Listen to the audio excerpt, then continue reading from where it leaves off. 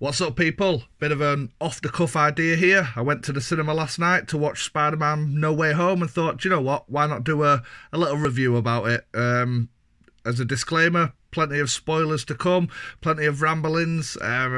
Yeah, so fuck it, let's just get into it. If I enjoy doing these reviews, I might do more. And for anybody who doesn't know, I've got a little website actually where I write movie reviews. It's superscope6.com, so please check that out if you're bored. I only do like one movie review a month, and they're usually like fucking old films most of the time. Not always, but most of the time. Right, so yeah, Spider-Man No Way Home. Right, so first off, I like the MCU films. I'm into them. I don't know all the details, all the Easter eggs, this, that, and the other.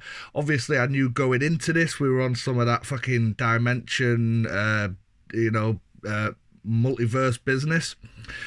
And I don't know if anybody else out there is like me. I love continuity. I love things to fit into a nice box perfectly. I don't mind, the odd the odd gaps that get filled in, retconned and shit, but I like things to fit into a nice, clean little box. And the idea that we're opening up some sort of fucking multiverse where all the other films are included and different actors are getting used for the same characters across the universe and blah, blah, blah.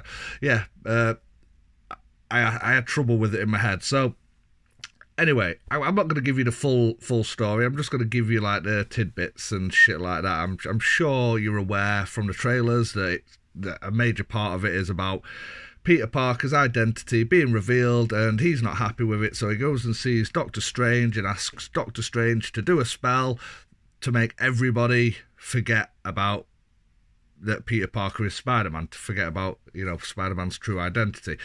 During the course of this spell, Peter Parker's trying to make amendments to the spell so that some people remember who he is, and this basically fucks the whole spell up, and basically the whole impetus for the movie. Now, and I've got to say, I'm not saying it's a plot hole, but the irresponsibility of Doctor Strange at this point is next level. And I know that Peter Parker is a teen, a kid or whatever, but even still, he's been through enough at this point that the actions that he ends up taking, I think, come on, dude, man. So some shit happens, some bad shit, and again, what you might know from the trailers, the multiverse splits open, and we get some of the bad guys from all the other films: Doctor Octopus, Green Goblin, Sandman, and what's it called? Jamie Foxx. I forget his name. And they all do battle, and essentially the film revolves around sending them back from where they came from, but with the added extra that Peter wants to make them better. It's like, come on, Peter, okay, you want to make them better before you send them back, but you might still be sending them back right to that moment before they die. I mean, I don't know, there was a gap there. It was like, come on, someone needs to explain this shit better to Peter and his friends, because, come on. And we get plenty of dimension jumping and stuff like that. People coming into the main MCU timeline.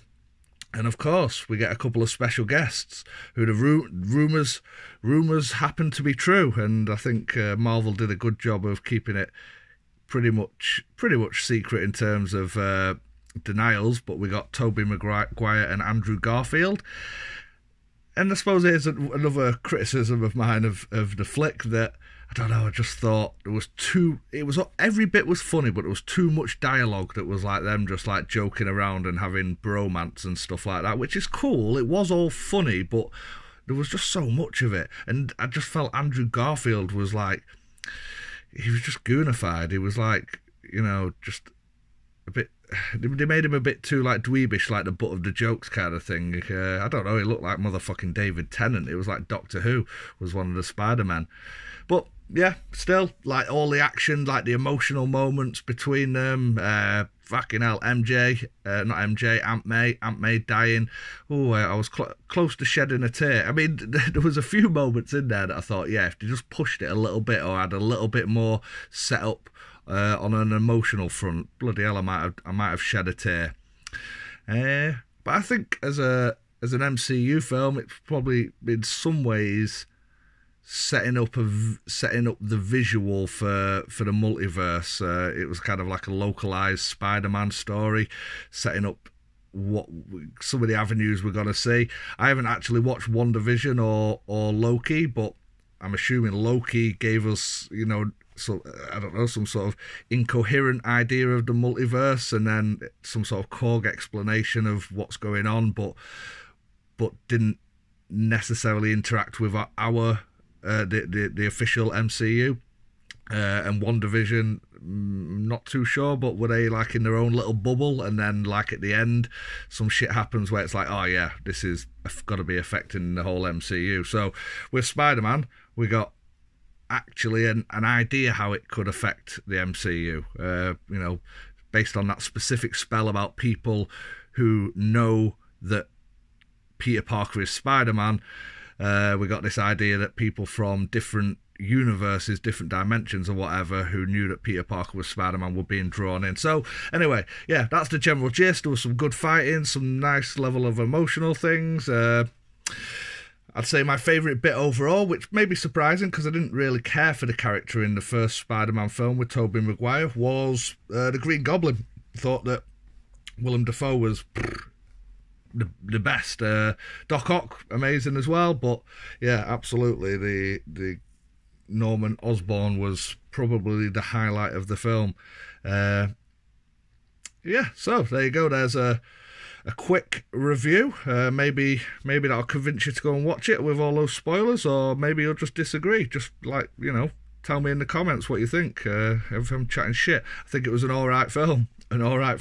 Good film. Yes, some might say good. Out of 10, I don't know. I've got pretty harsh standards, so I'll give it a 6.5 to 7. You've got to be freaking top notch for me to get to an 8. You've got to be like in the top tier of films to be in an 8, and then to get to a 10, I think is almost impossible. So yeah. Anyway, like, disagree, subscribe, all of that good stuff. I'm sure I'll be back for more Game Blurb reactions. But for now, yeah, here's our first movie review. Spider-Man No Way Home. Peace.